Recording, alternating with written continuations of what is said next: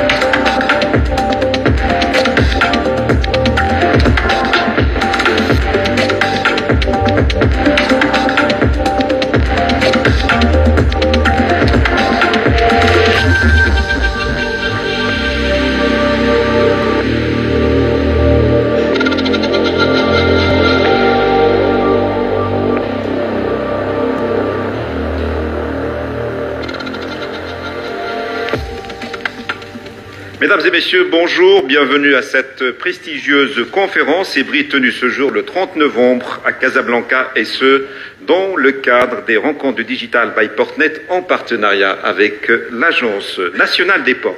Merci de votre présence, merci aux nombreuses entreprises et personnes qui nous suivent aussi en mode virtuel, merci aux organisateurs et aux partenaires. Intelligence artificielle, blockchain, comment les technologies disruptives transforment le commerce international est la thématique centrale de notre rencontre. Mesdames et messieurs, depuis 2 décennies, le digital ne cesse d'introduire des transformations en profondeur dans nos modes de fonctionnement, de gestion et d'interaction, ouvrant par voie de conséquence un vaste champ de possibles en matière de bouleversement et de changement.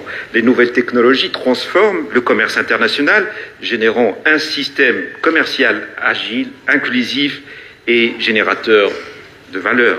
Toutefois, qu'en est-il de ces dispositifs dans notre commerce international, dans nos contributions à ce commerce international, dans nos organisations, environnements et entreprises? Quels constats, quels bénéfices, quels freins et surtout quelles perspectives? Mais avant de passer au panel et débat, mesdames et messieurs, et comme le veut la tradition, les mots d'ouverture et de bienvenue dans un premier temps, et j'invite à mes côtés madame Nadia Laraqi, directrice générale de l'Agence nationale des ports, sous vos applaudissements, mesdames et messieurs.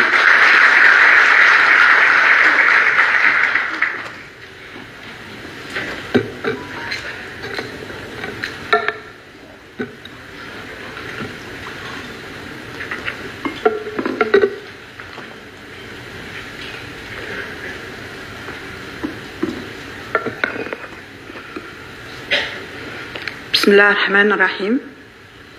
Honorable assistance, mesdames et messieurs, c'est pour moi un réel honneur et un immense plaisir de vous retrouver et de vous accueillir dans ces rencontres de Portnet SA, en partenariat avec l'Agence nationale des ports. Bienvenue à tous et à toutes à cette nouvelle édition de ces rencontres. Et merci. Merci à vous tous d'avoir accepté d'échanger avec nous sur un sujet crucial, celui des technologies disruptives et sur leur impact sur le commerce international. L'occasion est véritablement bien choisie pour mener la réflexion sur une thématique d'actualité à l'heure où le Maroc, sous l'impulsion de Sa Majesté le roi Mohammed VI, que Dieu l'assiste, entend consolider et renforcer davantage son ouverture sur le monde, fort de sa façade maritime et de son versant atlantique qui lui ouvre un accès complet sur l'Afrique et une fenêtre sur l'espace américain, confortant ainsi la position stratégique qui est la nôtre. Le Maroc reste le seul pays africain à disposer à la fois d'une façade méditerranéenne lui permettant de tisser des liens importants et structurant avec l'Europe, mais aussi d'une façade atlantique très forte, très longue, avec les possibilités et les perspectives, mais aussi les défis qu'elle recèle. Mesdames et messieurs, Sa Majesté le roi Mohammed VI, que Dieu le glorifie, lors de son discours à la nation à l'occasion du 48e anniversaire de la Marche verte, a mis l'accent sur les enjeux liés à la façade atlantique du Royaume, appelant à la mise à niveau du littoral national, y compris le versant atlantique du Sahara marocain. Je cite, « Notre souhait est que la façade atlantique devienne un haut lieu de communion humaine, un pôle d'intégration économique, un foyer de rayonnement au continental et international. » Fin de citation. Pour atteindre ces objectifs, le souverain a énuméré une série de mécanismes opérationnels et de propositions pratiques. Je cite toujours Sa Majesté l'Ainsaro. En menant à bonne fin les projets d'envergure qui y sont lancés, nous veillons à doter nos provinces du Sud des services et des infrastructures indispensables à leur développement économique. En outre, pour assurer une connexion fluide entre les différentes composantes du littoral atlantique, nous nous attachons à mettre à disposition les moyens de transport et les stations logistiques nécessaires. Cela inclut aussi de réfléchir à la constitution d'une flotte nationale de marine marchande forte et compétitive. Fin de citation. Sachant, comme vous le savez, que 96% des échanges commerciaux du Maroc avec le reste du monde passent par voie maritime, le développement d'une flotte nationale de marine marchande performante et compétitive va sans doute contribuer à l'amélioration de la connectivité de notre pays, permettant au secteur du transport maritime de jouer pleinement son rôle d'appui à l'économie nationale et d'intégration dans le système commercial mondial. Mesdames et messieurs, les ports jouent un rôle de premier plan pour la compétitivité des chaînes logistiques, pour le développement économique et l'aménagement des territoires. À l'heure où le commerce international demeure un catalyseur essentiel de la croissance mondiale, la mise en place du guichet unique national Portnet, qui facilite les processus portuaires et ceux du commerce international, permet de placer notre pays à l'avant-garde de cette dynamique. Les nouvelles technologies, telles que l'intelligence artificielle, l'Internet des objets et la blockchain, jouent un rôle central dans cette vision partagée. Les enjeux liés à ces avancées technologiques seront le point central des débats et des échanges lors de cet événement. Aujourd'hui, l'objectif de l'autorité portuaire consiste à mobiliser l'intelligence collective de la communauté portuaire et du commerce extérieur pour faire face aux défis et aux enjeux auxquels nos acteurs sont confrontés. Et ce n'est pas la première fois, hein. Je pense que la communauté a déjà bien travaillé au sein de cette magnifique organisation. Pour conclure, et avant de céder la parole, je suis ravie aujourd'hui aussi de vous annoncer que la rencontre d'aujourd'hui sera marquée par le lancement de la 3e édition du Hackathon Smart Port Challenge 2024, un événement au cœur de notre stratégie d'innovation et auquel nous accordons une attention toute particulière. Et à travers cet hackathon, nous souhaitons diffuser et ancrer une culture de l'innovation collaborative dans le secteur portuaire. Je vous remercie et vous souhaite plein succès lors de cette conférence. Excellente journée. Merci beaucoup Nadia de ce discours exhaustif. Vous avez rappelé l'actualité de cette rencontre d'aujourd'hui, son inscription dans un contexte mouvant, complexe. Vous avez rappelé le rôle des façades maritimes et vous avez insisté sur le discours de Sa Majesté le Roi qui a une vision stratégique, géostratégique. Vous avez parlé aussi des atouts maritimes et bien entendu ces façades qui peuvent connecter, jouer un rôle de communion humaine et bien entendu cette question de souveraineté qui est fondamentale dans ce qu'on appelle l'épanouissement des relations entre le Maroc et son environnement international. Maintenant, mesdames et messieurs, autre sensibilité, autre mot d'accueil de bienvenue à travers Siouz Ahouzi, directeur général de Portnet et SAS. Sous vos applaudissements, mesdames et messieurs.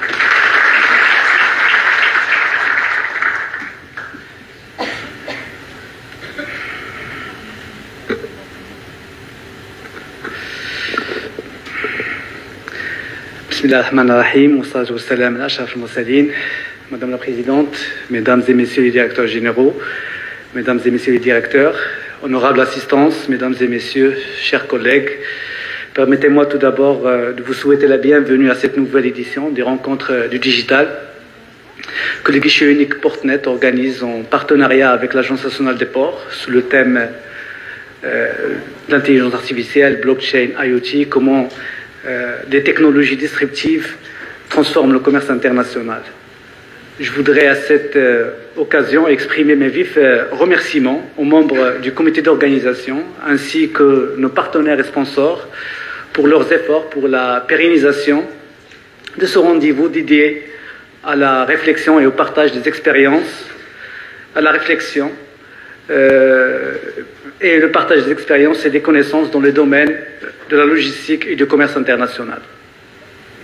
La nouvelle édition des rencontres du digital à laquelle nous souhaitons plein succès témoigne de l'intérêt que nous portons aux efforts visant à fédérer l'ensemble des acteurs du commerce extérieur autour d'objectifs communs en simulant une intelligence collective au service de la compétitivité de l'économie nationale. Depuis sa création, il y a plus de 12 ans, le guichet unique des procédures du commerce extérieur Portnet, dans son rôle de force de proposition, fédératrice et agissante, n'a eu de cesse de contribuer aux grands débats nationaux et internationaux concernant les sujets liés à la logistique, à la facilitation du commerce et du digital. Le choix de la thématique de cette rencontre rejoint également les hautes orientations de Sa Majesté le Roi Mohammed VI, que Dieu l'assiste, dans sa vision éclairée pour l'accélération de la transformation numérique des administrations et faciliter ainsi les procédures et l'accès à l'information aux citoyens et aux opérateurs économiques. Cette rencontre se veut une contribution au débat national à un moment où le ministère de la Transition numérique et de la réforme de l'administration s'attelle à la mise en place d'une stratégie nationale de transition numérique. Celle-ci s'inscrit en droite ligne avec les ambitions du nouveau modèle de développement qui a recommandé de faire du numérique et des capacités technologiques un vecteur de compétitivité et de modernisation des entreprises et de développement des métiers, de sorte à accompagner les mutations internationales. Mesdames et messieurs, comme l'a si bien souligné Madame Laraki, je saisis cette occasion pour porter à votre connaissance que juste après le panel de la matinée, il y aura le lancement de la 3e édition du Hackathon Smart Port Challenge, organisé par l'Agence nationale des ports et le guichet unique Portnet, en partenariat avec l'Université Mohammed VI Polytechnique. Ce concours annuel d'innovation ouverte et collaborative, qui en est aujourd'hui à sa 3e édition, fait appel aux porteurs d'idées du monde entier pour relever les défis liés au transit portuaire, pour imaginer, anticiper et construire les ports de demain. Par cette démarche, nous voulons encourager la mise en place de nouvelles idées afin de booster la performance des places portuaires nationales en mettant en pratique des solutions innovantes. Pour rappel, la 2e édition du concours Smart Port Challenge a suscité un engouement exceptionnel avec plus de 170 participants, experts, étudiants et chercheurs, ainsi que 46 équipes de différentes régions du monde. Je suis convaincu que grâce à la mobilisation de toutes les parties prenantes, la 3e édition du Hackathon Smart Port Challenge sera couronnée de succès à l'image des précédentes éditions. Je ne saurais terminer mon propos sans exprimer mes vifs remerciements, encore une fois, à toutes les équipes de l'Agence nationale des ports et de Portnet, ainsi que nos partenaires nationaux et internationaux, pour leur contribution sous différentes formes à la réussite de cette rencontre qui nous réunit aujourd'hui et qui, j'en suis sûr, sera riche de réflexions, d'idées et de débats. Je vous remercie.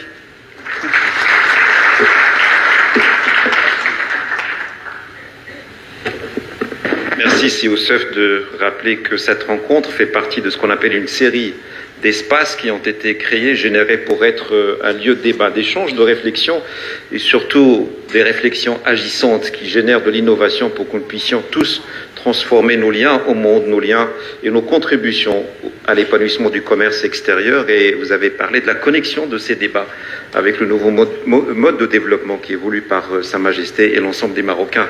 Mesdames et messieurs, autre sensibilité à travers Si Mohammed Driss El-Meliani, qui est directeur général de l'ADD, l'Agence de développement du digital. Sous vos applaudissements, mesdames et messieurs.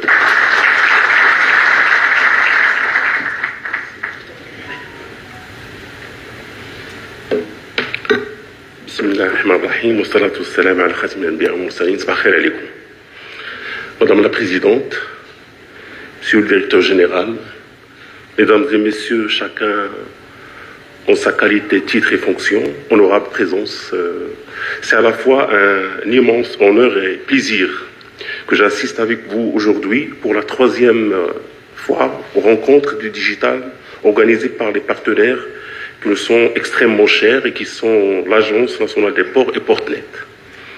Je voudrais les féliciter pour l'organisation de cette nouvelle édition 2023 autour d'une thématique cruciale en rapport avec les technologies disruptives et leur contribution dans le renforcement du commerce international et aussi de la valeur ajoutée que peut apporter l'introduction de ces nouvelles technologies, à savoir l'intelligence artificielle, la blockchain et l'Internet des choses, IoT, au processus de digitalisation de l'écosystème commercial.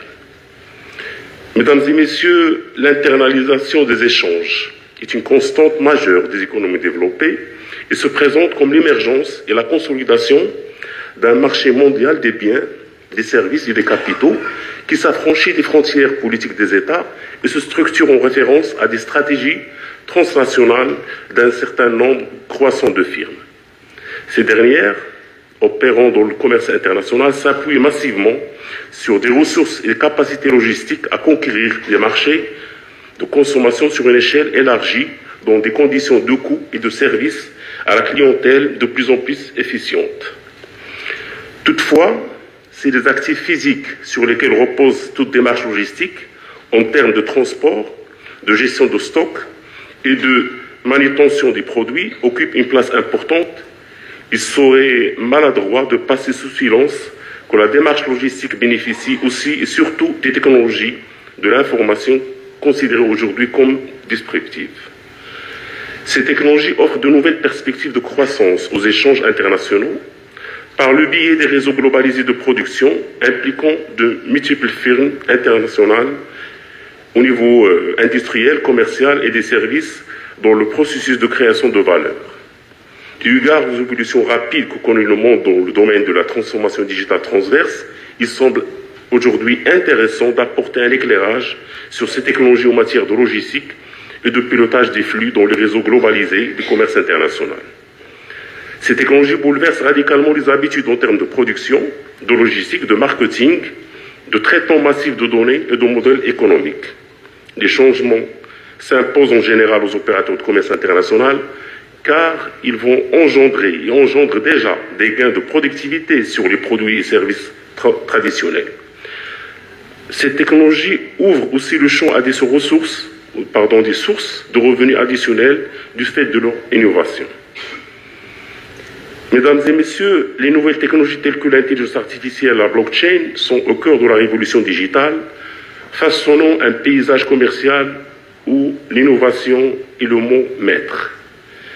L'intelligence artificielle, avec sa capacité à traiter d'énormes quantités de données et à fournir des insights inédits, a ouvert de nouvelles frontières dans la compréhension des marchés internationaux. Cette technologie permet d'anticiper les tendances, de personnaliser nos offres et d'optimiser nos processus avec une efficacité sans précédent.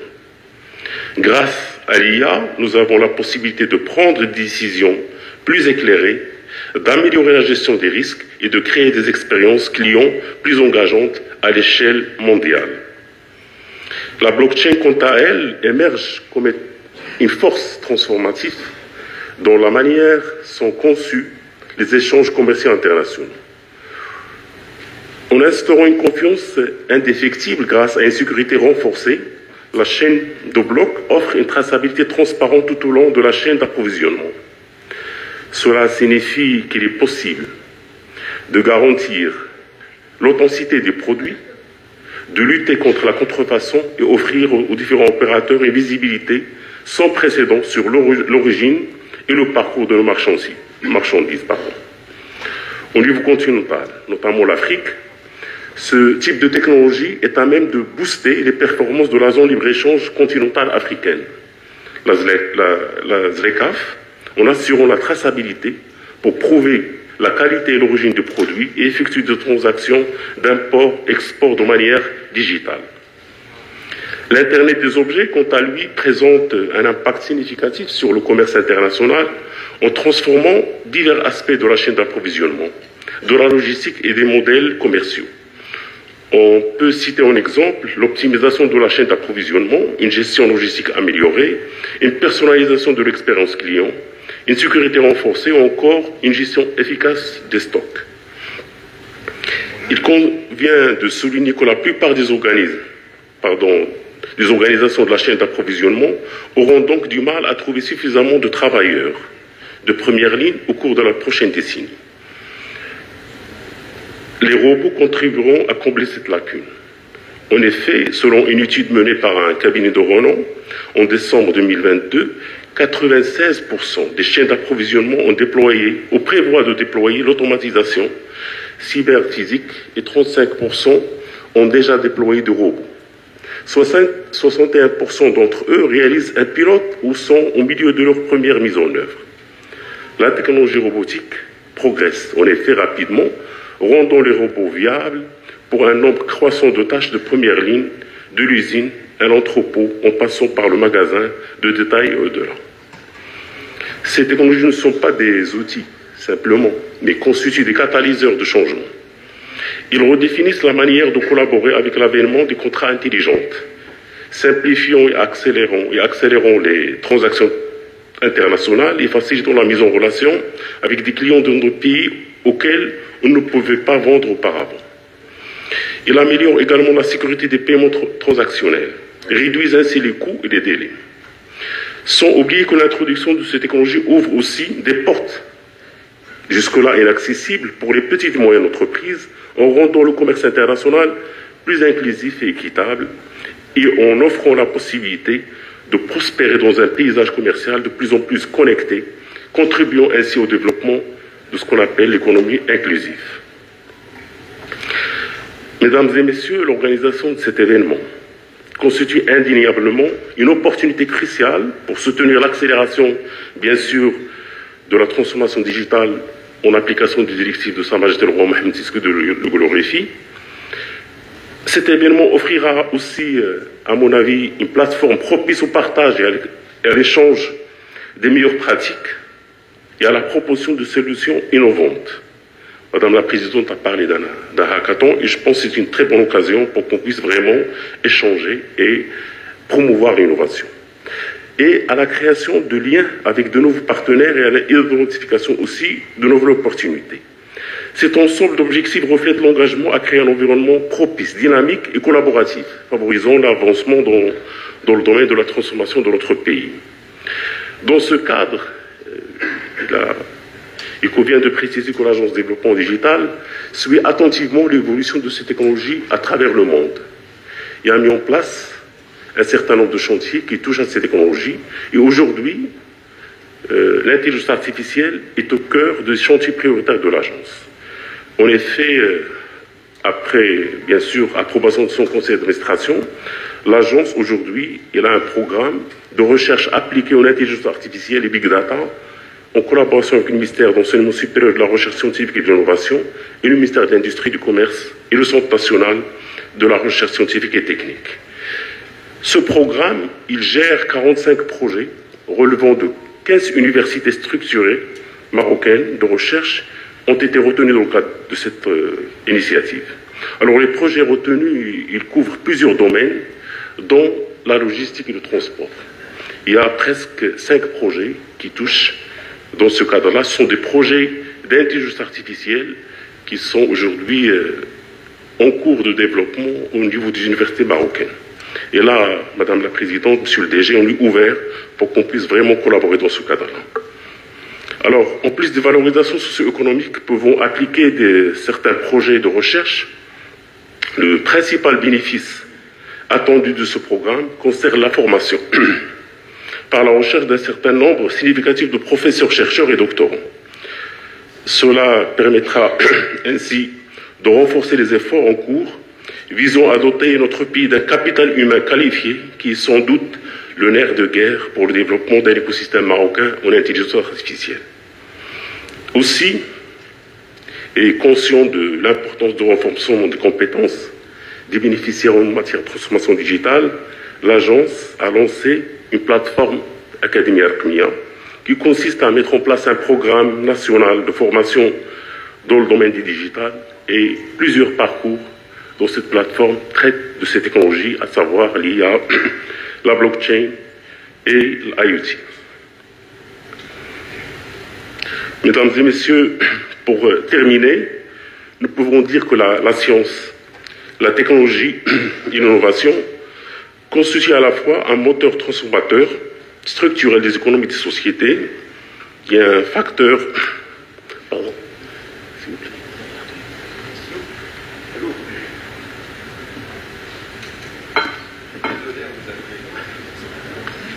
avec ce discours-là. Merci. Désolé.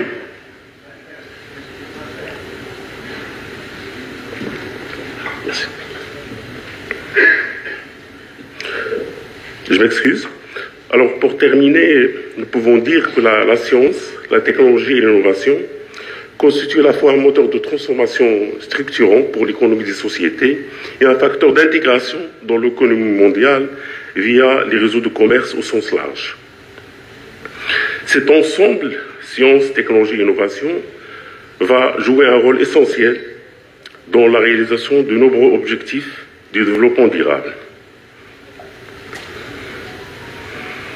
Et enfin, permettez-moi, mesdames et messieurs, de réitérer mes vifs remerciements à Portnet, à l'AMP et à l'ensemble des partenaires et parties prenantes pour leur engagement dans cette nouvelle ère digitale et je vous remercie infiniment pour votre aimable attention. Merci beaucoup Sidi Mohamed. On constate la passion dans vos propos.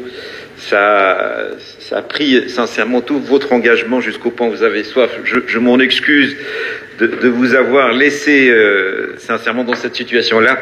Je voudrais juste rappeler ce que vous avez mis en exergue, qui est important, à savoir l'intrusion de ces nouvelles technologies dans les chaînes de valeur internationales et les bouleversements qu'ils ont générés. Donc, ce qui implique une conduite de changement incontournable au niveau des institutions et bien entendu une innovation. Et vous avez évoqué plusieurs leviers de développement pour notre pays, à savoir la zone de libre-échange africaine, parce que effectivement, ces nouvelles technologies peuvent contribuer à ce qu'on appelle la fluidification des échanges au niveau d'un continent qui va compter 1,7 milliard de consommateurs. Vous avez évoqué aussi l'impact au niveau des PME qui vont bien sûr se régénérer, et vous avez soulevé aussi un élément fondamental, à savoir le capital humain et la formation, parce qu'on ne peut pas prétendre à un développement quelconque si on n'a pas du tout l'appui de ce capital humain.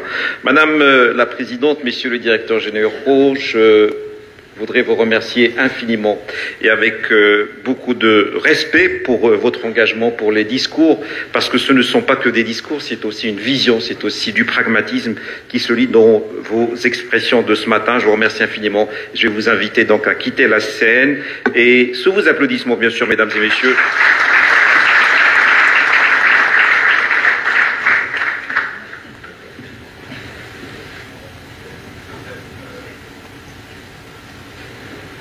Mesdames et messieurs, donc bien avant de rentrer dans l'espace ou le champ d'interaction, à savoir le panel, l'intervention de l'expert en technologie, à savoir Monsieur Ziad Bulter, keynote de cette matinée, qui n'a pas pu être parmi nous pour des empêchements majeurs. Donc je voudrais à la régie de lancer son intervention et bien entendu, nous passerons par la suite au panel.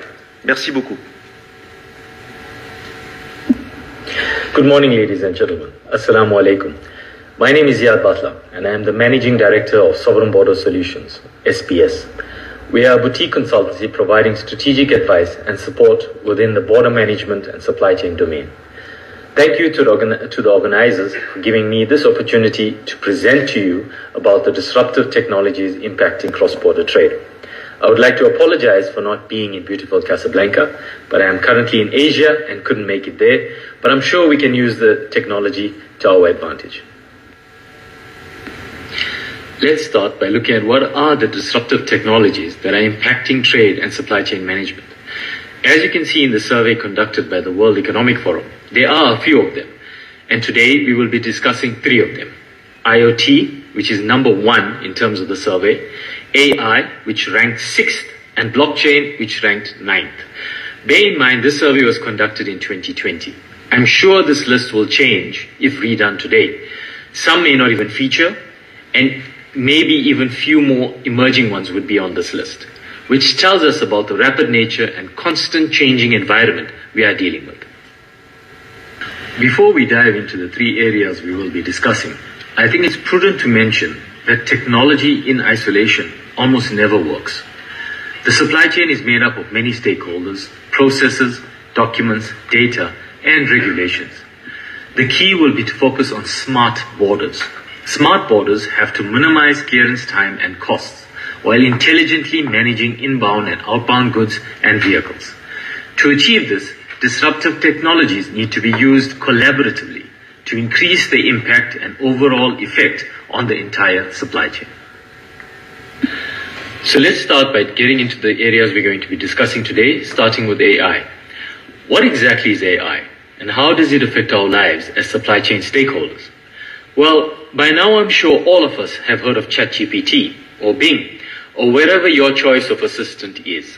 But to define it, AI is the theory and development of computer systems able to perform tasks normally requiring human intelligence, such as visual perception, speech recognition, decision-making or risk management, and translation between languages. Another important concept to understand is machine learning, which is the science of getting computers to learn and act like humans and improve their learning over time in an autonomous fashion by feeding them data and information in the form of observations and real-world interactions. Both these concepts combined is what is currently being utilized by many stakeholders to improve the efficiency of their supply chains. So how can AI and ML be applied to supply chain management? The quick answer is in many ways. But as an example, I can show you how AI and ML can be used for providing risk feedback loops and third-party information to determine accurate levels of risk. So this is an example of a supply chain. And as you all know, a number of these steps are based on manual processes, documentation, and human intervention. But by introducing automation, AI, and ML, it can be transformed. From the first point of data capture, AI is being used to perform classification and valuation to pre-populate shipping documents and declare information. Within the regulatory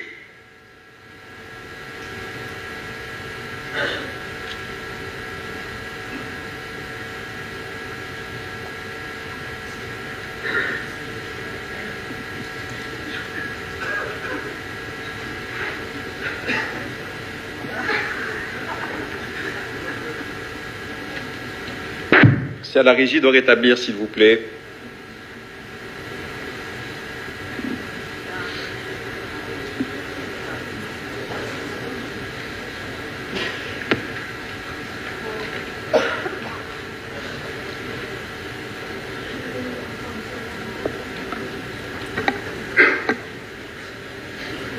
Parfait. Bah, écoutez, je pense qu'on va passer au panel tout de suite et mes remerciements à Ziad encore Butler qui n'a pas pu être des nôtres et je vais convier sous vos applaudissements, mesdames et messieurs, pour le panel, monsieur Abdelaziz Matrache, vice-président ASMEX, président du pôle logistique de l'ASMEX, monsieur Tarek Maouni, directeur de l'organisation EDI Système d'information, Agence nationale des ports, monsieur Hicham Shiger, président OZIM, monsieur Adil Habichi, responsable trade finance, directeur exécutif global transaction banking, Bank of Africa, et M. Jamal Mekawi, responsable trade finance à Tijari, M. Walid To, directeur général Everelytics, et M. Mohamed Filal, directeur de la BU GTPS, Global Transaction Payment and Services. J'ai dit sous vos applaudissements, mesdames et messieurs.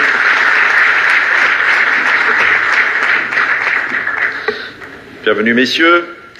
Merci d'être avec nous. Je pense que vous étiez baignés par les discours, que ce soit de bienvenue ou du keynote. Je voudrais une première réaction, s'il vous plaît, par rapport à la thématique de la conférence, le rôle prépondérant des NTIC.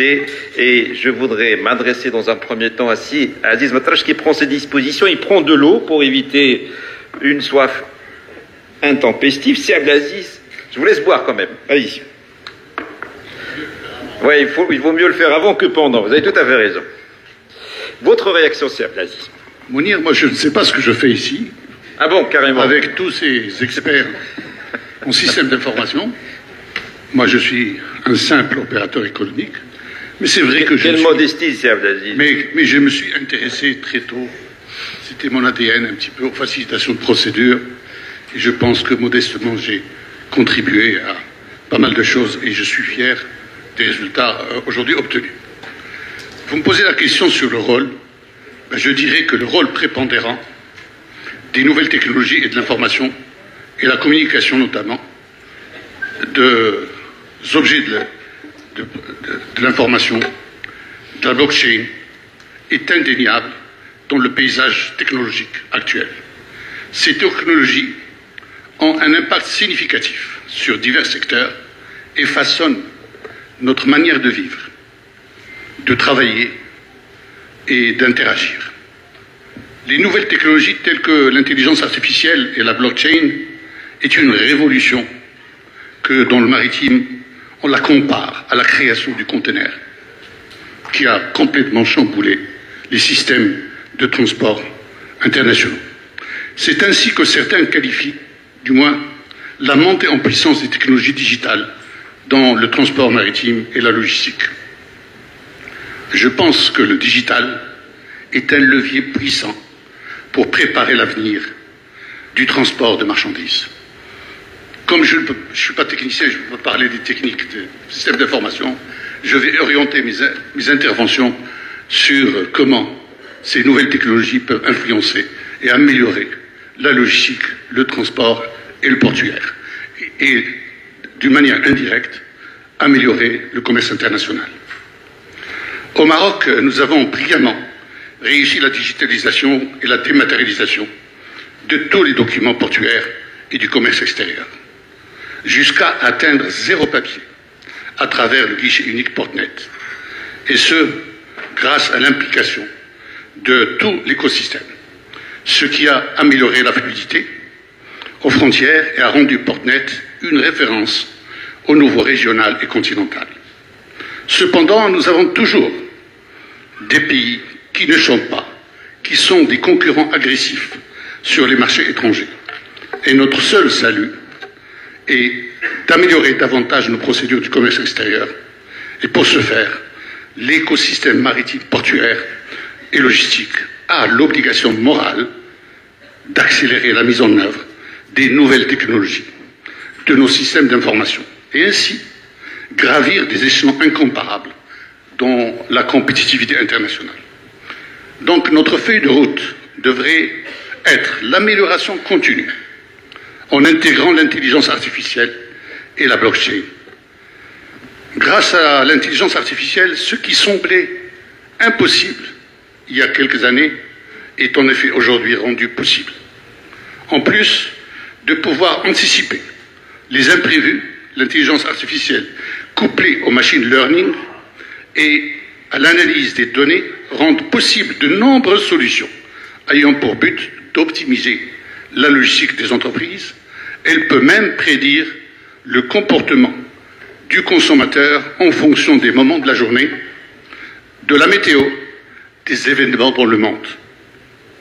À mon avis, ce n'est pas le plus fort qui va survivre demain, mais c'est plutôt celui qui va s'adapter à ces nouvelles technologies. Même un dinosaure qui refuse l'intelligence artificielle ou la considère une dépense inutile, il serait condamné à disparaître.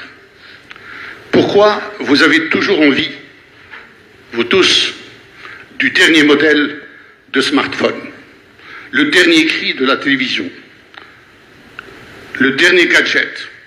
Eh bien, il faut faire exactement la même chose pour votre entreprise. Considérez le matériel informatique comme inconsommable et le changer souvent. De grâce, n'essayez pas d'améliorer votre matériel informatique une fois tous les 10-15 ans. Cette cadence, le prix va vous coûter très cher. Gardez votre système à l'ère du temps et gardez un œil sur les nouveautés. Prenons à bras-le-corps ces nouveautés pour répondre aux besoins d'agilité et optimisation des coûts des clients de l'entreprise, mais aussi pour accompagner le transport maritime et la logistique dans sa transition écologique.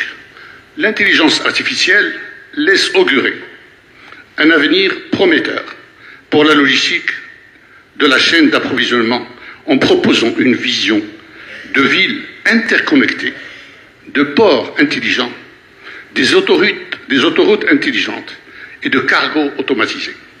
Le Maroc a intérêt à prendre ce train de nouvelles technologies pour ne pas se faire dépasser par nos concurrents et combien ils sont nombreux, rien qu'en Méditerranée. Merci beaucoup. Merci, Sia Aziz.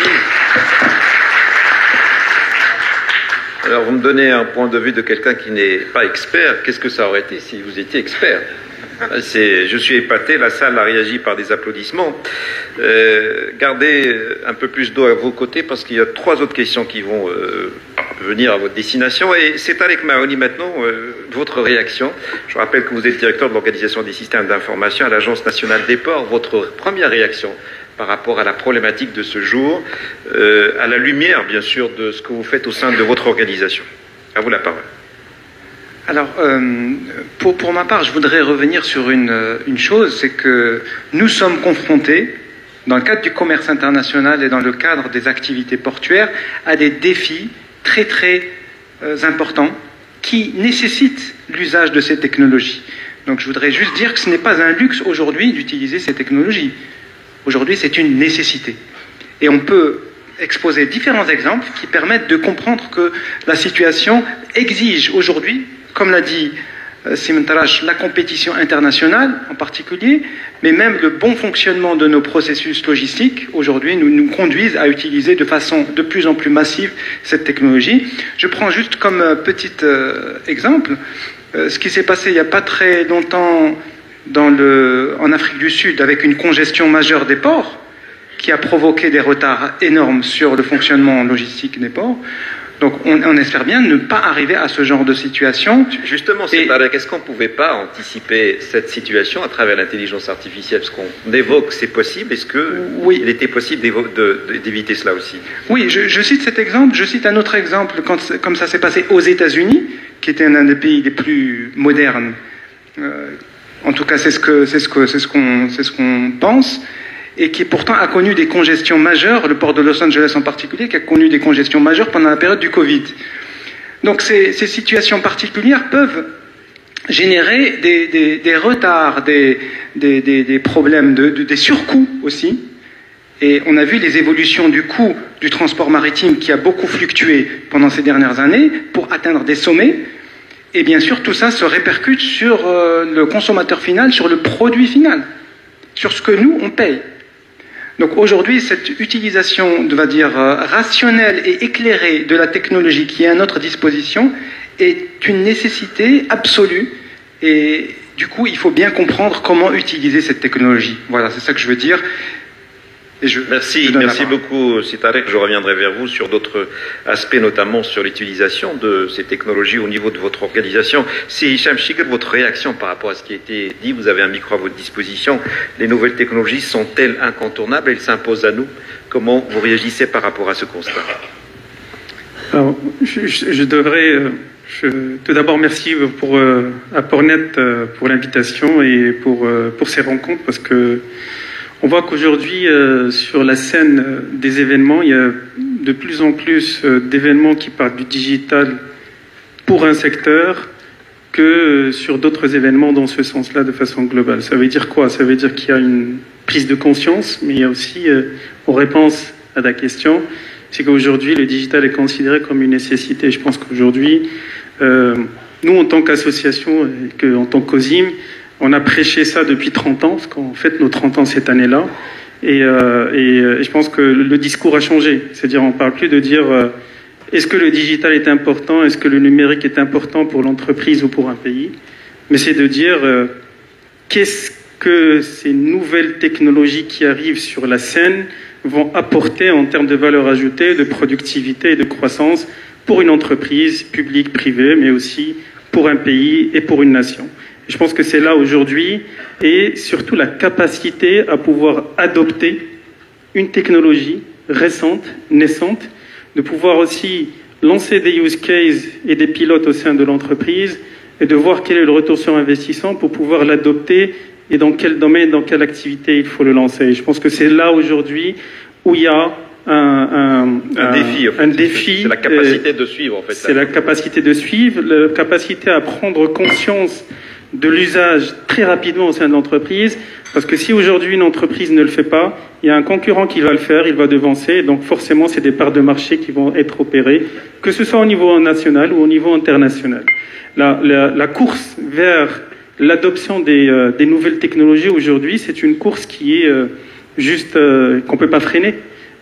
Toutes les entreprises aujourd'hui à l'échelle internationale prennent réellement le sujet. Si je prends l'intelligence artificielle, parce que c'est la dernière technologie qui a été rendue publique à tout usage, aujourd'hui il y a des dizaines de millions de dollars qui sont aujourd'hui investis sur l'intelligence artificielle pour pouvoir l'embarquer dans les entreprises et pour qu'ils puissent avoir cet apport, parce que la course vers l'intelligence artificielle et son adoption dans les prestations et dans les services sont nécessaires, sinon forcément l'impact, c'est une perte de croissance en termes de chiffre d'affaires. Merci beaucoup, c'est Hicham.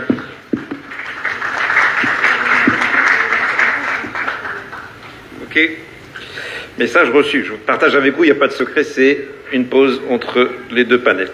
C'est Adi, vous êtes responsable trade finance, directeur exécutif global transaction banking. Je voudrais bien avoir votre avis sur cette question, surtout du côté banque.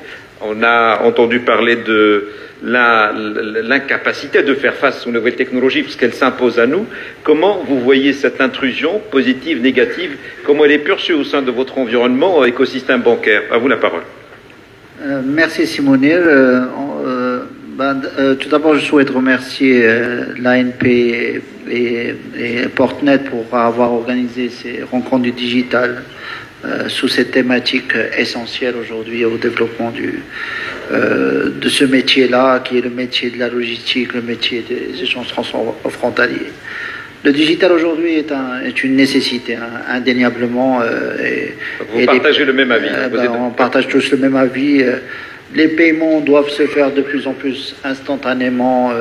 Les exigences aujourd'hui en termes de délai pour le secteur bancaire, c'est disposer le plus tôt possible d'informations pour pouvoir traiter cette information dans des coûts optimaux et en réduisant les risques.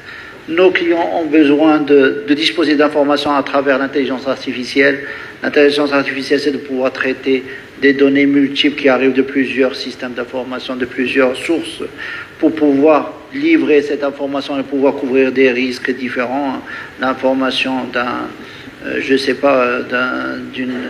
d'une congestion au niveau du port de Los Angeles, peut-être qu'elle cache un coût du risque sur une devise ou sur une matière première ou autre, et donc ça peut être une source de risque pour les entreprises. Également, la blockchain est une opportunité énorme aujourd'hui. Beaucoup de chaînes d'approvisionnement l'ont testé, l'ont traité, et à l'intérieur de réseaux fermés ou ouverts, plus ou moins ouverts, avec des acteurs qui sont embarqués. Nous sommes un pays qui avons pris beaucoup d'avance à travers Portnet, à travers le guichet unique, et donc qui a besoin encore, nous avons encore besoin d'améliorer encore cette intégration à l'intérieur de notre pays avec d'autres acteurs et avec d'autres acteurs à l'extérieur du pays. Bien entendu, nous, Bank of Africa, en tant que banque panafricaine, on a cette volonté de jouer ce rôle de hub et de relais commercial et de financement vis-à-vis de l'Afrique. Il y a aujourd'hui beaucoup d'opportunités. On suit ça. L'OMC dispose aujourd'hui de règles et d'une boîte à outils pour dématérialiser les documents trade. Ces documents trade nous intéressent beaucoup en tant que secteur bancaire, cette dématérialisation, et ça nous permettra bien entendu d'apporter plus de solutions à nos clients en termes de négociation de leurs contrats commerciaux, en termes de collaboration, bien entendu utiliser la blockchain. Et donc c'est ça le cœur de notre business, c'est beaucoup de challenges, beaucoup d'attentes, La démarche est déjà entamée, c'est pas une démarche qu'on a choisie, c'est une démarche qu'aujourd'hui on doit apporter à nos clients, et c'est comme ça que ça va avancer. Merci beaucoup de ces précisions. Je voudrais maintenant me retourner vers Jamal Mekawi. Vous êtes responsable trade finance à Tijari Wafa Bank. Votre réaction par rapport à ce qui a été dit? Donc il y avait des interventions, des éclairages, des prises de position sur les nouvelles technologies de l'information. Qu'est-ce que vous en pensez? Quelle est votre perception, surtout au niveau de votre organisation? Très bien. Je commence par une petite rectification. Je ne suis pas responsable du trade finance. Je suis en charge du plan de transformation des paiements et du trade finance au sein de Tijari. Donc c'est encore mieux. Voilà. Magnifique. Parfait. Bon, avant de commencer, je tiens d'abord à remercier Portnet pour l'organisation de ces rencontres et pour la qualité et la pertinence du thème qui a été choisi. Donc, pour revenir à votre question, on a vu tous, durant les 10 dernières années... Si vous voulez rapprocher juste le micro, s'il vous plaît, merci beaucoup. Donc, nous avons vu tous, pendant les 10 dernières années, l'émergence de nouvelles technologies disruptives, comme vous l'avez appelé, et que ce soit la blockchain, l'intelligence artificielle, l'IoT, les RPA aussi, avec une promesse de révolutionner l'industrie et les services. Donc cette mouvance ou cette révolution est aussi connue sous le nom de l'industrie 4.0.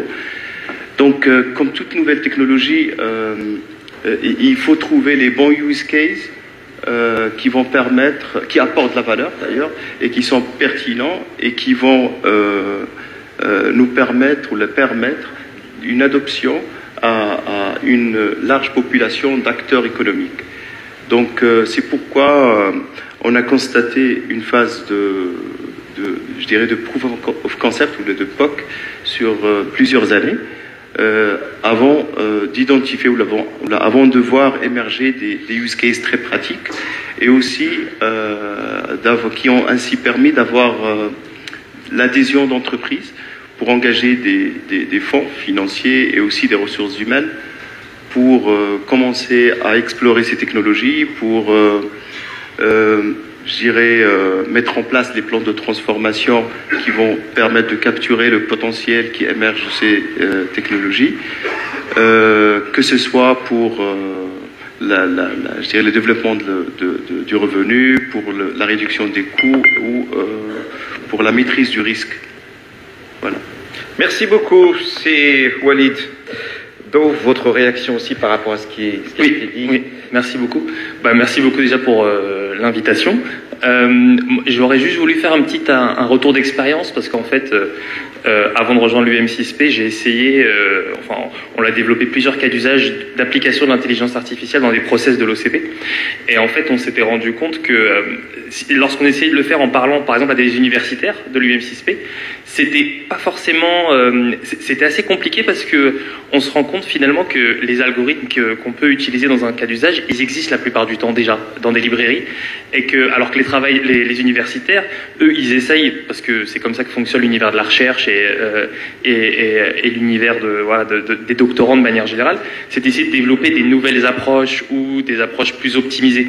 Et finalement, la complexité, elle réside surtout à comment utiliser des technologies qui existent déjà, en les appliquant à un domaine qui est un domaine en général hyper pointu et avec qui demande une expertise métier. Donc ça peut passer de optimiser la production d'acide phosphorique à optimiser les surestaries par exemple quand vous devez choisir des dates pour vos fournisseurs.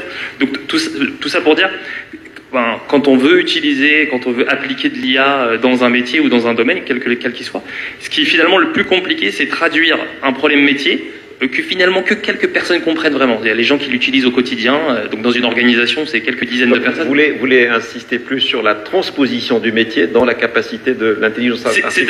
C'est-à-dire qu'en fait, c'est pas tant un sujet académique pointu que la capacité à comprendre un métier, donc à parler avec des gens qui utilisent on parlait tout à l'heure des documents, par exemple, au niveau du trade international. Si on voulait appliquer l'intelligence artificielle à ça, il faudrait vraiment passer des jours à comprendre exactement ce qu'ils font actuellement. Est-ce que vraiment c'est de l'intelligence artificielle qui devrait être utilisée ou peut-être quelque chose d'autre, typiquement dans le process métier est déterminant dans l'approche, en fait. C'est ça. D'accord. C'est ça. D'accord. Merci beaucoup. Je voudrais conclure cette première série de questions par Si Mohamed Fila, vous êtes directeur général de la BU GTPS, Transaction Payments and Services. Par rapport à ce qui a été dit, quelle est votre perception et quel est aussi le taux d'intégration de ces complexités technologiques au sein de votre environnement? Merci beaucoup. Merci beaucoup, ravi d'être parmi vous aujourd'hui, de pouvoir échanger sur ces thématiques très importantes et intéressantes. Moi, je voudrais juste revenir sur cette transformation qu'on est en train de voir depuis déjà quelques années en termes de transformation des usages, que ce soit des clients, des usagers, d'un certain nombre d'opérateurs.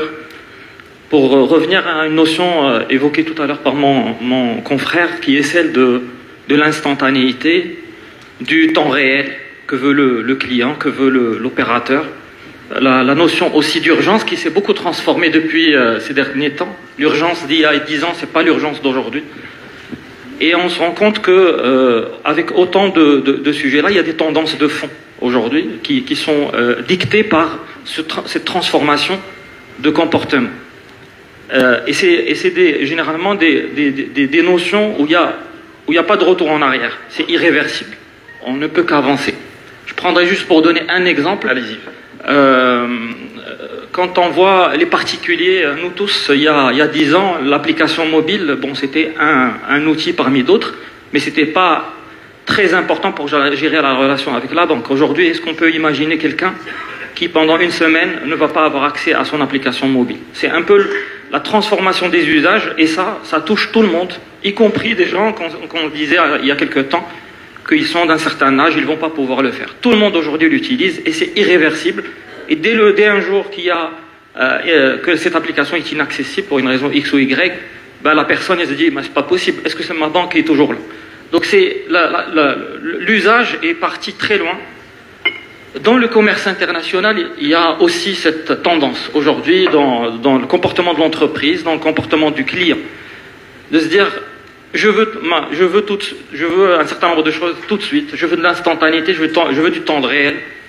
Je veux que ma banque, mon partenaire, puisse être très réactif en termes de traitement d'opération.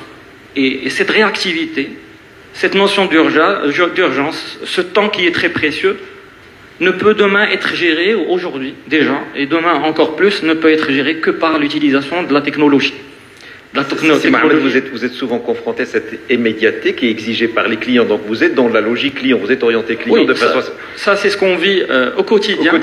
On voit cette transformation de l'usage, de l'attente, de l'exigence, et la technologie est la réponse principale à cette transformation des usages. Et les notions que vous avez évoquées tout à l'heure, c'est des réponses, c'est des outils que le secteur bancaire de manière générale met et doit mettre et encore renforcer pour aller dans le sens de ce que veut le client, l'usager. Et de toute façon, la tendance, elle est une tendance de fond et il n'y aura pas de retour en arrière. Merci beaucoup de cette précision. Je voudrais un deuxième tour de questions. Je recommencerai toujours par Si Abdelaziz, qui ne prétend pas être un spécialiste, mais un grand généraliste. On est parti d'un constat qui est très simple, c'est-à-dire l'incontournabilité des nouvelles technologies de l'information. Donc il faut faire avec. Comment alors les intégrer sans forcément qu'il y ait des impacts lourds au niveau des organisations? Je parle bien sûr du domaine maritime, dans lequel vous avez développé une expertise internationale. Si Abdelaziz, à vous la parole. Ça ne risque pas d'être autrement, parce que je l'ai dit au début. Je vais focaliser sur mes interventions sur le transport maritime, le portuaire et la logistique. Dans le domaine des transports maritimes, qui est le mode de transport le plus utilisé à 90% du commerce international, et pour ceux qui ne le savent pas, il est régi par un système de tracking des navires de commerce. Et aujourd'hui, il est relativement facile de traquer les voyages des navires en temps réel. Cette technologie moderne nous permet de surveiller les mouvements mondiaux des navires de commerce en utilisant le AIS, Automatic Identification System. Ce système a été introduit par l'Organisation maritime internationale et qui permet aux ports et à leurs opérateurs de connaître à tout moment la position exacte des navires, leur vitesse, leur destination, la cargaison à bord, ainsi que le temps prévu pour l'arrivée à destination. C'est extrêmement important pour la préparation d'escale et pour initier la fluidité. Nous devons profiter et intégrer cette technologie pour maîtriser l'heure d'arrivée des navires dans les ports marocains, pour mieux préparer l'escale, pour ne pas dépendre de tiers qui annoncent souvent des informations erronées sur l'arrivée des navires pour gagner quelques positions sur le fil d'attente des navires en rade. L'intelligence artificielle peut analyser de grandes quantités de données, y compris des données météorologiques, des données de trafic maritime, des données de navigation passée, pour prédire l'arrivée exacte du navire au port. Les algorithmes de l'intelligence artificielle peuvent prendre en compte divers facteurs tels que les conditions météorologiques, le courant marin, le niveau de trafic, pour déterminer l'itinéraire le plus efficace et rapide. Elle peut aussi commander les ajustements de vitesse pour maximiser l'efficacité énergétique tout en respectant les délais de livraison. Les systèmes de l'intelligence artificielle peuvent faciliter la communication en temps réel entre toutes les parties prenantes. Et Dieu sait qu'on en a besoin, y compris les transporteurs, le port et les entreprises de logistique et les clients finaux. Le maritime est une profession très traditionnelle qui évolue très lentement. Durant ma longue carrière dans ce secteur, j'ai appris qu'il n'y a jamais une révolution technique dans le maritime, mais plutôt une évolution longue à être adoptée. À l'exception de ces 10 dernières années où les mégatransporteurs, notamment dans le domaine des conteneurs, commencent à prendre le lead pour introduire les nouvelles technologies, que ce soit en termes de documents tels que le Bill of Lading. Et là, je voudrais ouvrir une parenthèse pour dire qu'ici au Maroc, nous avons fait déjà un travail de fond pour faire le bon à livrer électronique. Et nous avons même, avec une société cobaye, essayé de faire le paiement électronique, ça veut dire le client, le réceptionnaire, le transitaire ne se déplace plus chez l'agent maritime pour échanger, pour payer. Tout se fait d'une manière électronique. Mais demain, il y a le connaissement électronique qui a commencé. Il y a une autre question qui viendra là-dessus. Je me permets de vous interrompre parce que c'est la question qui viendra par la suite sur les perspectives, parce qu'il me reste encore 15 minutes. En 2 mots, avant de donner la parole à la salle pour que nous puissions interagir. Je continue juste sur cette question de connaissement, parce qu'elle est importante. Allez. Il y a maintenant un projet de réglementation de la CNUSED. Et le Maroc se doit de se préparer avec tout l'écosystème, parce que le connaissement ne concerne pas seulement le transport maritime, il concerne le réceptionnaire, le transitaire et surtout les banques qui ont l'habitude de payer, soit contre document, soit contre crédoc. Et lorsque le connaissement physique va disparaître, ça va devenir complètement électronique, il faut qu'on s'y adapte. Et là, je lance un appel pour que tout l'écosystème se mobilise pour que cette réglementation soit validée, adoptée au Maroc, pour que nous soyons prêts le jour à venir. Merci. Appel entendu, je suppose. C'est avec Maoni. Je voudrais juste simplement que vous puissiez répondre d'une manière précise, s'il vous plaît. Pour le reste, parce qu'il me reste une dernière question avec le panel sur les perspectives. Votre réaction par rapport à ce qui a été dit, c'est-à-dire incontournablement, oui, les nouvelles technologies, mais comment les insérer d'une manière performante et agile dans nos organisations. À vous la parole, c'est Alec. Après, je me retourner vers la salle, parce qu'il nous reste encore 10 minutes. Allez-y, c'est Alec. Je vais continuer sur l'exposé de mon ami Mentrache, qui a bien expliqué... Quelle complicité, là, entre vous deux. Oui, bah, effectivement, c'est une complicité de longue date. Ouais, voilà. Qui expliquait très, très clairement le fonctionnement du transport maritime. Et je dirais que dans le commerce extérieur, pour vraiment simplifier, il y a le navire et il y a la marchandise. 2 choses. Si le navire arrive à temps, il se peut que la marchandise soit retardée. Et du coup, même s'il est on time, si je puis dire, eh bien, pour le client final, ça pourra être un retard. Et inversement, si le navire est en retard et que la marchandise a du retard, ça va et arrive à temps, ce sera le contraire. Toujours est-il qu'il faut qu'on travaille sur les 2 volets. Le process logistique du navire et le process logistique de la marchandise. Et c'est deux mondes assez complexes, parce qu'on a travaillé dessus avec la plateforme Portnet depuis un certain nombre d'années, donc on a fait beaucoup de progrès, mais maintenant encore, il y a encore des possibilités nouvelles d'optimisation qui se présentent. Il faut simplement qu'on puisse les saisir. Je prends par exemple ce que disait Simtraj sur le fait qu'il y a, pour l'arrivée du navire, il y a plusieurs incertitudes. Contrairement, par exemple, aux avions. Quand l'avion décolle, il sait exactement à quelle heure il va atterrir et la synchronisation, elle est parfaite. C'est-à-dire qu'il ne va pas décoller s'il n'a pas de confirmation de son slot d'arrivée. Exact. Oui. Dans le cas du navire, ce n'est pas le cas. C'est-à-dire qu'il part de Los Angeles, de la Chine, du Japon. Il ne sait pas précisément à quelle heure il va arriver à Casablanca ou à Jof Asfar ou à Tanger. Et du coup, le fonctionnement des ports, en général, c'est pas qu'au Maroc, hein, c'est dans le monde entier, c'est première arrivée, premier servi. Première arrivée, premier navire arrivé, c'est le premier qui va arriver. Donc ça veut dire que, en quelque sorte, eh bien, ils arrivent, on ne sait pas exactement quand, et c'est la file d'attente. Ce système de première arrivée, premier servi, ça ne génère que de la congestion. Et donc ce système-là, il faut pouvoir le réformer. Alors c'est pas facile parce que c'est un problème qui n'est pas que propre au Maroc, c'est un fonctionnement ancien, comme l'a dit ici, un traditionnel de longue date, mais avec les technologies, on peut optimiser, on peut faire du just-in-time. Et c'est ça finalement notre stratégie portuaire, c'est de dire il faut qu'on arrive au just-in-time pour les navires, just-in-time pour les marchandises. Voilà. Merci, c'est Alexis Hicham-Shiguel. Rapidement, donc votre réaction, incontournabilité, mais comment donc mieux optimiser l'utilisation et l'usage de ces nouvelles technologies au sein de nos organisations?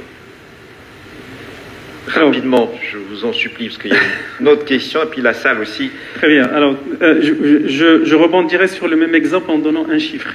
Un chiffre sur le cadre du port de Rotterdam. Le port de Rotterdam, ils ont fait un use case. Le temps d'attente d'un navire, le temps qu'il rentre au niveau du port, et pour les porte-conteneurs, c'est aux alentours de 80 000 €. Ça veut dire qu'on a un manque à gagner, et qu'aujourd'hui, à travers la technologie, ça nous permet effectivement, selon la vitesse, selon le délai, selon beaucoup d'éléments, qui nous permet en fait de minimiser ces impacts-là qui sont en dehors, qui jadis étaient en dehors de notre capacité de gérer, et qu'aujourd'hui, avec la blockchain couplée à de l'intelligence artificielle et de l'IoT, on a la possibilité de maîtriser les coûts aussi. Et donc le coût de la marchandise serait beaucoup plus intéressant. Deuxième sujet, et c'est aussi quelque chose qui est nouveau et récent, c'est aujourd'hui le conteneur est devenu intelligent. Ça veut dire que c'est pas uniquement le navire ou le trafic des marchandises à travers des navires et le contenu du navire, mais le conteneur en lui-même aujourd'hui est devenu intelligent. Ça veut dire que on a la possibilité de traquer aussi le conteneur, mais aussi de traquer la marchandise. Il y a des biens qui peuvent pourrir selon les conditions, etc. Et on sait exactement la situation du conteneur. Tout ça, c'est des éléments qui, grâce à la technologie, grâce à la digitalisation, nous permet effectivement d'avoir un minimum de dégâts et de pouvoir maximiser les profits dans ce sens-là. Voilà. Merci, c'est Hicham, c'est Adil, même exercice, votre perception sur cette problématique d'insertion et d'adaptation permanente de nos organisations à cette intrusion des nouvelles technologies. En deux mots. Dans le même sens, pour ne pas me répéter, je vais parler d'autre chose, c'est la partie risque, la gestion des risques, c'est aussi important sur la partie collaboration entre acteurs. La blockchain apporte cet avantage. Il y a également le traitement de la donnée, beaucoup de données, des ports, de la marchandise, des marchés financiers. Donc un impact multidimensionnel, il y a un multidimensionnel sur la partie risque qui est aussi importante que le reste. Merci beaucoup aussi, Jamel. Réaction par rapport à ce qui a été dit. Bon, si on veut citer l'expérience de Tijari, donc on n'est pas très loin de la démarche, mais je pense qu'on a fait ce qui a été fait un peu, ce qu'on a observé un peu à l'échelle internationale, c'est-à-dire on a commencé par observer ce qui se fait, le niveau de maturité de ces technos. Ensuite, on est passé à une phase d'expérimentation, et là, on a déjà commencé à déployer des use cases en production. Et ça a déjà donné généré de la valeur et ça a permis de constater l'intérêt de ces technologies de très près. Donc c'est du concret. Vous êtes exactement. Voilà. Merci beaucoup. Si Walid. Oui, donc je vais essayer d'être rapide, mais je vais abonder dans le sens de mes collègues. Moi, là où j'ai vu le plus de valeur, effectivement, c'est sur la gestion des surestaries. Donc les surestaries, c'est les montants payés qui est pénalisant d'ailleurs pour les opérateurs. Absolument. Et c'est pas que de l'intelligence artificielle, c'est aussi très souvent de l'optimisation, qui est un autre domaine qui est moins sexy, mais qu'on appelle la recherche opérationnelle, qui est un domaine passionnant. Et je pense que, enfin voilà, on est qu'au début de l'utilisation de cette famille d'algorithmes. Et le dernier truc, je vois aussi beaucoup de choses autour de tout ce qui est credit scoring au niveau du trade finance. Donc voilà, je pense qu'il y a vraiment deux grands domaines d'application qui vont être amenés à être développés. Merci beaucoup, Sir Walid. Quelle pertinence et rapidité dans la réponse. Si Mohamed Fidal, j'espère que vous allez faire pareil, ou mieux peut-être, pour répondre à cette question-là. Très rapidement, je pense au Maroc, on a franchi une première étape grâce au travail de toute la place, mais surtout de Portnet, qui a, il y a quelques années, digitalisé tout le process de domiciliation. Et c'est une incitation, d'une manière ou d'une autre, aux entreprises de se digitaliser. Donc réellement, Portnet, par rapport au secteur bancaire en particulier, a donné la main, ou a tendu la main aux banques pour continuer de digitaliser avec le client. Donc le premier pas de tout le monde, il est fait. Maintenant, il y a des efforts, grâce aux technologies aussi, de continuer d'apporter les solutions à ces clients-là pour digitaliser davantage, pour apporter les solutions à valeur ajoutée à distance, et c'est le sens de l'avenir. Merci beaucoup, Merci Mohamed. Dernière question panéliste concernant les perspectives, parce qu'on ne peut pas parler des nouvelles technologies, de leur impact actuel qu'on mesure, mais peut-être qu'il y a aussi des imprévisions sur ces organisations, d'où la nécessité d'être agile. Comment vous envisagez cette question? C'est Abdelaziz Matrache, à vous la parole en 2 mots. Merci de me passer la parole, mais cette fois-ci, sois gentil de ne pas me couper, parce que on a préparé des informations à partager avec l'assistance, et je les remercie aujourd'hui d'être tellement nombreux. L'exigence du temps, mon cher ami, allez-y. Bon, la force du digital, c'est d'apporter des solutions structurantes à des enjeux stratégiques majeurs sur les chaînes d'approvisionnement et apporter des outils parfois très simples qui facilitent la vie au quotidien à l'entreprise. Les nouvelles technologies d'information et de communication ont apporté des contributions significatives à la transformation du commerce extérieur, telles que la facilitation des échanges et la communication, l'automatisation des processus logistiques qui a engendré la réduction des coûts liés au transport et à la logistique, l'optimisation des opérations de gestion, l'évolution du commerce électronique international et enfin la réduction des délais et amélioration de l'efficacité douanière. Avec l'intelligence artificielle et la blockchain, nous pouvons prédire les dates d'arrivée de navires, prédire les événements susceptibles d'arriver, y compris les imprévus, comme le mauvais temps, et ainsi améliorer la gestion et la productivité portuaire. L'intelligence artificielle est aussi utilisée pour prédire le plus précisément possible l'arrivée d'un produit sur son lieu de livraison, en prenant notamment en compte la météo ou encore le trafic routier. L'estimation du jour et même de l'heure d'arrivée est très précise. Les grandes entreprises du commerce électronique utilisent déjà l'intelligence artificielle et la robotique de manière intensive pour optimiser leur réseau de stockage et de distribution, pour planifier des itinéraires de livraison les plus efficients et pour utiliser leurs entrepôts de manière optimale. L'Internet des objets est utilisé pour surveiller et optimiser la chaîne d'approvisionnement. Des capteurs connectés peuvent fournir des données en temps réel sur l'emplacement, la température et d'autres paramètres, améliorant ainsi la visibilité et la gestion. Certains secteurs, comme l'agroalimentaire et la logistique, utilisent la blockchain pour assurer la traçabilité des produits, l'authenticité des documents, la transparence et le partage d'informations. Cela renforce la confiance des consommateurs en fournissant des informations sur l'origine et la qualité. L'intelligence artificielle peut faire bénéficier l'écosystème portuaire tels que les opérateurs, le planeur et le coordinateur, ainsi que le gestionnaire de terminaux, agents maritimes et les autorités portuaires pour recevoir automatiquement des mises à jour de l'heure d'arrivée des bateaux ainsi que celle de leur départ du port. Lorsque nous avons accès à des plans de chargement de marchandises plus détaillés pour les escales portuaires, nous pouvons entraîner les modèles d'apprentissage automatique pour pouvoir prédire, à l'aide de l'intelligence artificielle, plus en détail et avec une plus grande précision, les durées des opérations commerciales des navires au port. Et ça, c'est pour répondre à la remarque de mon ami Tariq qu'il faut distinguer l'automatisation, le navire et la cargaison. Et je vous remercie. Merci, tu as remarqué que je ne t'ai pas interrompu. Hein. C'est arrêt. Alors, vous allez répondre en complicité par rapport à votre voisin sur les perspectives, si vous voulez bien. Alors, les perspectives sont magnifiques.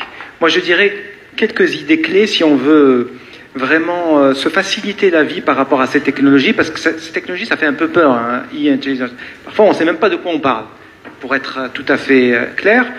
Et pour pouvoir bénéficier de ces technologies, on a des entreprises, tout un ensemble d'entreprises qui sont finalement exposées aux mêmes défis.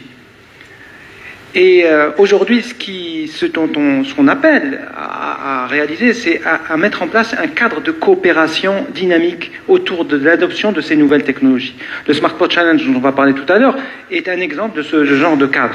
Ce qu'organise l'Agence de développement digital, c'est aussi un exemple de cadres qui sont à notre disposition pour pouvoir adopter plus facilement ces technologies. Parce que chacune nécessite et des investissements, et des compétences, et des expertises, et du temps pour expérimenter des choses. Moi, ce que je peux vous dire au niveau des ports, les ports sont une sorte de hub, c'est-à-dire un hub de logistique, mais aussi un hub d'idées, et un hub aussi d'expérimentation. Donc on invite tous nos partenaires à participer activement à des expériences pour pouvoir essayer ces technologies. Pour vous donner un exemple, pour ne pas trop tarder par rapport au temps. Oui, je te vois venir là. Vas-y. Non, rapidement. On a acquis des drones aériens.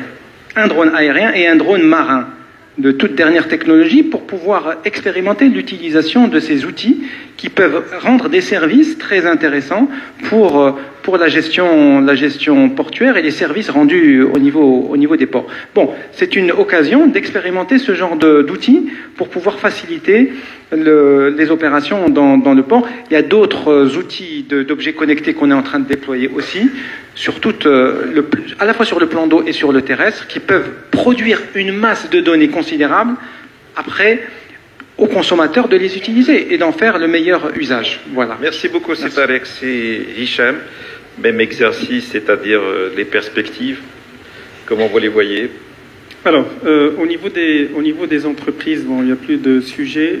On sait qu'aujourd'hui, les nouvelles technologies apportent de la valeur ajoutée. Et je vais aller sur des chiffres encore une fois pour être un peu plus proche de quelque chose qui peut être réel. C'est que l'impact sur le PIB d'un pays en termes d'intelligence artificielle d'ici 2030 sera dans les alentours de 15%. L'impact de la blockchain sera autour de 4% d'apport au niveau du PIB. La même chose au niveau de l'IoT, ça sera au niveau de entre 12 et 15%. Ça, c'est des chiffres qui sont à l'international. Pour le cas du Maroc, donc il y a on est attendu au niveau du PIB pour que l'économie du digital passe de 5% à 25% à hauteur de 2035. Donc ça, c'est des sujets, ça veut dire que nous misons sur la technologie pour pouvoir avoir une valeur ajoutée au niveau du pays. Nous avons, et je le répète souvent lors de mes interventions, nous avons la ressource la plus importante qui sont les talents. Nous avons une ressource qualifiée. Ce qui nous intéresse aujourd'hui, et c'est pour ça qu'on pousse avec toutes les parties prenantes, c'est d'avoir du volume, c'est de former plus. C'est d'ailleurs, donc il y a une signature qui a été faite au niveau du gouvernement pour pouvoir passer au niveau universitaire de 8 000 à 22 500 personnes formées dans les prochaines années par an, ce qui est une bonne chose. Maintenant, il faut continuer parce que ça ne sera pas suffisant d'ici 2015, d'ici 2017. Nous voulons être un hub de Digital Nation et si on veut le faire pour l'Afrique où il y a énormément d'opportunités pour pouvoir activer, mais encore plus en accélération, cette coopération sud-sud, Nous avons aussi Sa Majesté qui a récemment parlé de la côte atlantique qu'il va falloir lancer très rapidement. Et l'enjeu du digital, il est très important pour pouvoir accélérer. On n'a pas plus de transition aujourd'hui, on parle d'accélération du digital. Merci. Merci beaucoup, Si Hicham. Vous avez évoqué effectivement le capital humain et le contexte africain. J'ai parlé tout à l'heure de la ZLECAf, de la possibilité de fluidifier les relations et surtout le commerce intra-africain qui souffre de beaucoup de carences. Et effectivement, donc la solution des nouvelles technologies de l'information et de la communication donc, est une solution dans ce sens-là. Alors, maintenant, je vais m'adresser à Adil, à la lumière de ce qui a été dit, les perspectives, surtout du côté banquier, comment vous voyez les choses?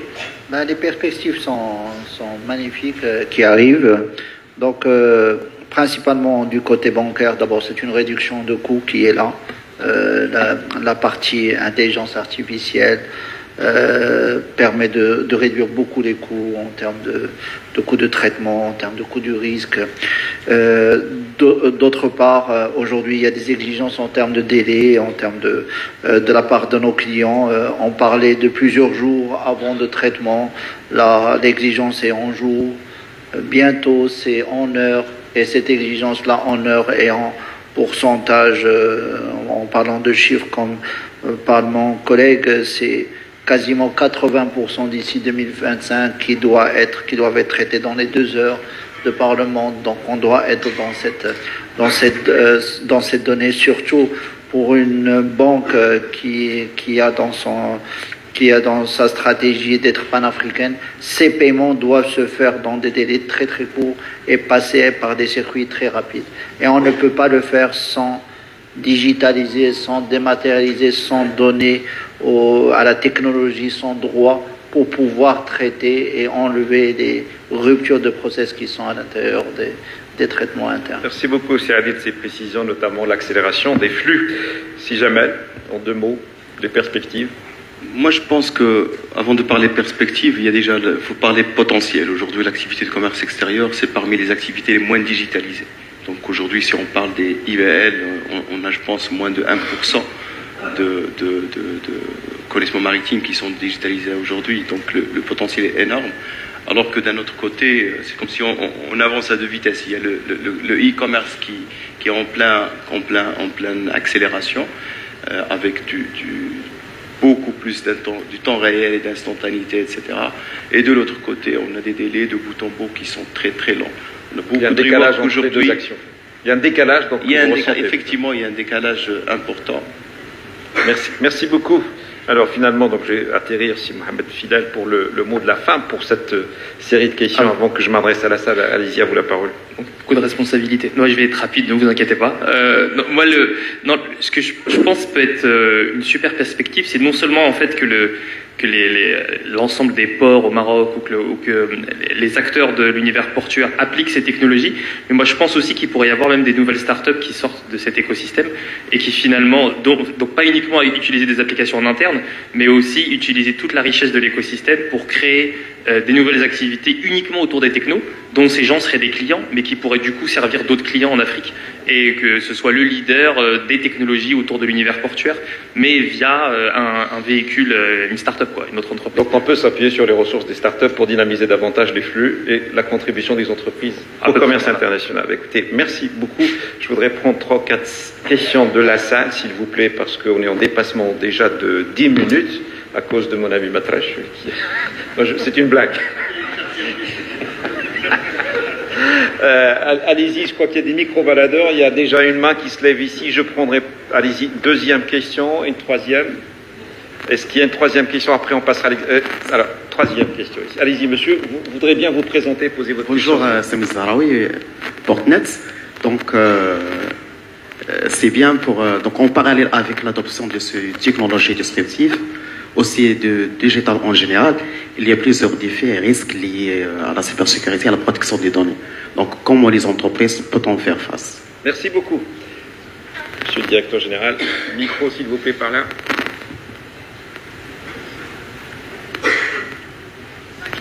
Merci Simone.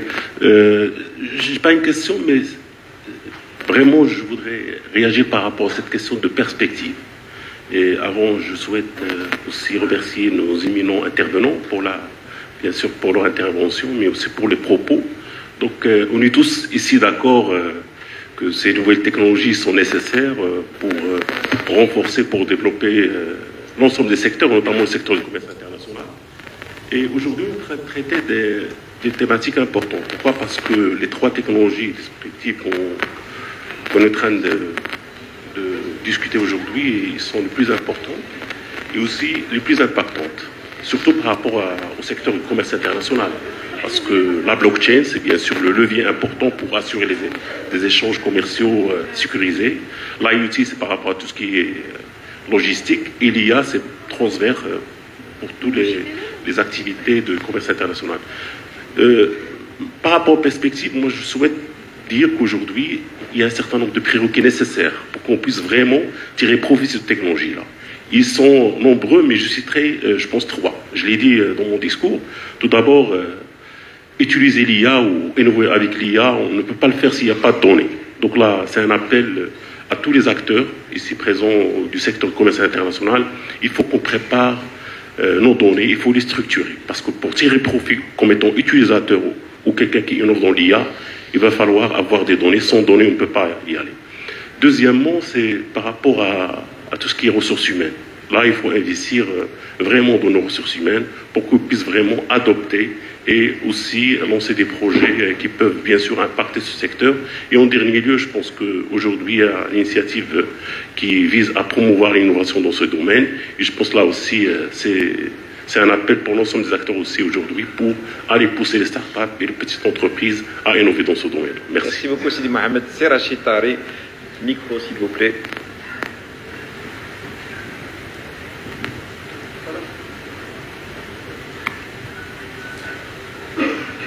Merci Simonir et je suis ravi d'être parmi vous. Je remercie aussi les panélistes. Alors moi je vais poser une seule question et je pense que... C'est rare, c'est Rachid Koukou. Oui, c'est rare, exactement. Je suis surpris, allez-y. À quand on aura le délai négatif? À quand on aura le délai négatif? Parce qu'on en parle depuis longtemps. Et un des intervenants a parlé de Rotterdam. Et je profitais de ça pour parler justement de cette question délai négatif. Oui, on a réduit les délais au niveau du commerce extérieur, mais nous sommes toujours très loin de ce qui se fait dans les autres pays. Et tout ça, c'est parce que nous ne sommes toujours pas dématérialisés suffisamment, pas digitalisés suffisamment. Parce que quand on parle du délai négatif, c'est-à-dire que votre marchandise arrive au port, elle sort en quelques minutes. Votre marchandise à l'export, elle embarque en quelques minutes. Donc je pense que c'est très important. Et là, ça me ramène à parler de la lettre de crédit. Cette lettre de crédit, quand est-ce qu'elle sera dématérialisée? Là, on passe à une deuxième question. J'étais sûr que ça ne serait pas une question. Donc ça, c'est la question à quand le délai négatif. Et effectivement, on a un souci, et là, au niveau des cultures et au niveau des réglementations qui ne suivent pas toute cette technologie qui est en train de se développer de manière exponentielle. Merci, Mounir. Merci, c'est Rachid. Alors, je vais reprendre les questions qui ont été posées à nos panélistes. Il leur revient le droit de répondre. Donc, la problématique de la sécurité, la centralité de la donnée de l'humain, capital humain, et la logique des startups et leur capacité à répondre. Et ce qu'a dit c'est Rachid, les délais négatifs et la différence des cultures. Qui voudrait répondre en premier? Je vois Semtra s'impatienter. J'apprécie beaucoup c'est Rachid, je vais répondre à sa question. Tu as tout à fait raison. On peut certainement faire mieux. Et on peut améliorer davantage. Alors c'est pour ça que j'ai appelé tout à l'heure d'utiliser de nouvelles technologies pour nous aider et pour contribuer à améliorer la gestion logistique d'une manière générale aux frontières. Cependant, je voudrais attirer l'intention de dire que nous sommes partis de loin et que nous étions à 3 semaines de délai de séjour des marchandises dans les frontières, avec des formalités à ne pas en finir ici et là. Aujourd'hui, nous sommes à une moyenne de 5 jours et c'est vraiment quelque chose qu'on peut améliorer. Nous avons aujourd'hui une chance d'avoir tous les organismes concernés par les formalités administratives au port. Ils sont très sensibles est très sensibilisé sur la question et il s'implique, il travaille avec l'écosystème. Et je crois, si Tariq, tu ne me démens pas, on arrive à faire des choses et avancer. Et je suis certain que si on introduit ces nouvelles technologies, nous allons aller de l'avant, nous allons... Et la question de réglementation, tu as tout à fait raison. J'ai fait un appel pour le e-bill of lading, le connaissement électronique, parce qu'il y a déjà un projet de réglementation qui a été circularisé par la CNUSET. Nous devons tous nous impliquer pour le faire valider. Comme ça, on est prêt, parce que le connaissement électronique a commencé avec certaines lignes mégatransporteurs. Je vous remercie. Merci, Siemtrash. Est-ce qu'il y aurait d'autres réponses parmi les panélistes? Moi, je pourrais rajouter juste une chose, c'est que on a parlé tout à l'heure d'innovation. Je pense qu'il faut qu'on continue à être innovant, y compris sur des questions réglementaires. Parce que souvent, on nous oppose la réglementation ou des contraintes administratives qui expliquent que finalement, il y a des délais incompressibles. Mais cet esprit de l'innovation, il nous pousse à réfléchir autrement, à chercher des solutions à des problèmes anciens qu'on a, je dirais, qui sont avec nous depuis des années et qu'on ne sait pas forcément résoudre comme ça. Et donc moi, je suis un convaincu de l'innovation et même de l'open innovation. Ça paraît un grand mot, mais en fait c'est très simple à comprendre. C'est de dire plutôt que d'innover chacun dans son coin, et c'est d'ailleurs certaines grandes entreprises, elles investissent des budgets de recherche, d'innovation, etc., pour pouvoir améliorer leurs produits, pour pouvoir se démarquer de leurs concurrents. C'est très bien. Mais à un moment donné, nous, on a besoin d'innover ensemble et de mettre sur la table des réflexions communautaires, d'innovation communautaire pour régler des défis qui sont des défis communs. Voilà, et ça, je pense qu'on aura l'occasion d'en reparler. Merci beaucoup, Siparek. De toute façon, le débat va continuer, dans le sens où on aura d'autres interactions. Je voudrais juste rappeler que les organisateurs souhaitent qu'on rediffuse la vidéo de l'expert Keynote. Donc, si vous voulez le faire rapidement, donc avant que je libère les panélistes, allez-y. Régis, si vous êtes disponible et prêt pour le faire, s'il vous plaît. From the first point of data capture, AI is being used to perform classification and valuation to pre-populate shipping documents and declare information. Within the regulatory space, AI is being used to filter out and perform first-pass verification and third-party validation of data, allowing for officers to focus on more productive tasks. Also at the level of interventions, using AI and ML to facilitate the review and inspection process, providing more insightful and informed information to the officers, allowing the officer to decide if the system made the right choice, doing quality control as opposed to performing analysis themselves. And finally, at the cargo level, AI and ML is being used to validate data against physical movement of goods, enabling efficient processing at ports. These are just some examples of how AI and ML is being used, and governments and stakeholders need to decide which applications are best for them. We now move on to blockchain. A blockchain is a type of sophisticated cryptographic distributed ledger architecture made up of a continuously growing list of records called blocks. It has the capability to move any kind of data swiftly and securely, and at the same time make a record of that change, movement, or transaction available instantly in a trusted and immutable manner to the participants in a blockchain network called validators or nodes. A study conducted by the World Economic Forum found that blockchain has the potential to lower trade costs by helping to increase security and interoperability, increase transparency, automate processes for greater efficiency, and improve compliance overall.